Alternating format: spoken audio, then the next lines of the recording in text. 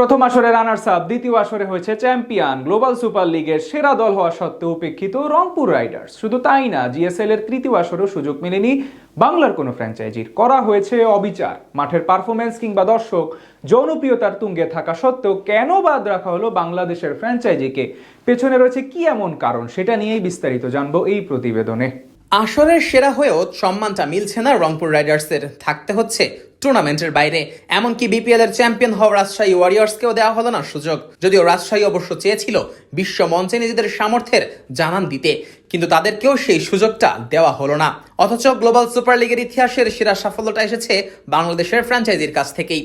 2024 সালে যাত্রা শুরু হওয়া গ্লোবাল সুপার লিগের প্রথম আসরে সুযোগ পেয়েছিল রংপুর রাইডার্স। সেবারকার বিপিএল চ্যাম্পিয়ন ফরচুন বরিশালকে আমন্ত্রণ জানানো হলেও তারা সেখানে খেলতে অপারগতা প্রকাশ করে। আর এরপরই সুযোগ আসে তৎকালীন বিপিএল রানার্স আপ রংপুর রাইডার্সের কাছে। রংপুর সেই সুযোগটা হাতছাড়া করেনি, নিজেদের স্কোয়াড নিয়ে হাজির হয়েছে জিএসএল এর মঞ্চে। আর সেবারই শিরোপাটা নিজেদের নামে করে নেয় বিপিএল এর এই ফ্র্যাঞ্চাইজি।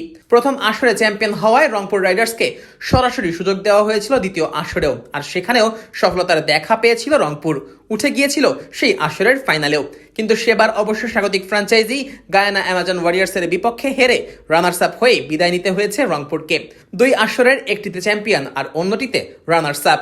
স্বাভাবিকভাবেই জিএসএল এর ইতিহাসের একচ্ছত্র আধিপত্যটা রয়েছে রংপুরের কাছেই। তবে তা সত্ত্বেও তাদেরকে বঞ্চিত করেই শুরু হতে যাচ্ছে জিএসএল এর তৃতীয় আসর। শুধু রংপুর রাইডার্স না, বঞ্চিত রাখা হয়েছে বিপিএল এর বর্তমান চ্যাম্পিয়ন রাজশাহী ওয়ারিয়র্সকেও। সবশেষ বিপিএল এ প্রথমবারের মতো খেলতে এসেই চ্যাম্পিয়ন হয়েছে রাজশাহী।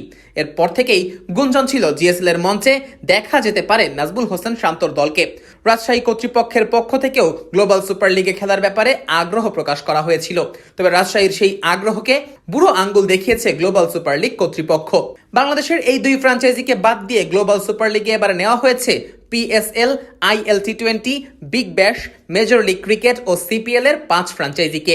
পিএসএল থেকে সুযোগ পেয়েছে লাহোর ক্লান্ডার্স, আইএল টি20 থেকে ডাকা হয়েছে ডেজার্ট ভাইপার্সকে, বিগ ব্যাশের প্রতিনিধিত্ব করবে পার্থ স্কচার্স, মেজর লিগ ক্রিকেট থেকে থাকছে সান ফ্রান্সিসকো ইউনিকর্নস এবং সবশেষ সিপিএল থেকে জিএসএল এর এবারের আসরে থাকবে স্বাগতিক গায়ানা অ্যামাজন ওয়ারিয়র্স।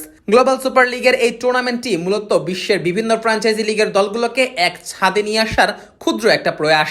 যদিও প্রথম দুই আসরেই বেশ জনপ্রিয়তা কুড়িয়েছে গায়ানা ভিত্তিক এই টুর্নামেন্টটি, তবে সেটার অনেকাংশ জুড়েই ছিল টাইগার ভক্ত সমর্থকদের সমর্থন। প্রথম দুই আসরে রংপুর রাইডার্সের উপস্থিতিতে বাংলাদেশি ভক্ত সমর্থকদের মনে আলাদা জায়গা করে নিয়েছিল জিএসএল এর এই টুর্নামেন্ট। তবে এবার অবশ্য এই জনপ্রিয়তা কমে নেমে যাবে কয়েক ধাপ, কেননা বাংলাদেশের কোনো ফ্র্যাঞ্চাইজি না থাকায় এবার আর বাংলাদেশি ভক্ত সমর্থকদের অকুণ্ঠ সমর্থন আর পাবে না জিএসএল এর এই টুর্নামেন্ট। আর তাই তো সামনের দিনগুলোতে এই টুর্নামেন্টের ভাগ্যে কি অপেক্ষা করছে সেটা হয়তো সময়ই বলে।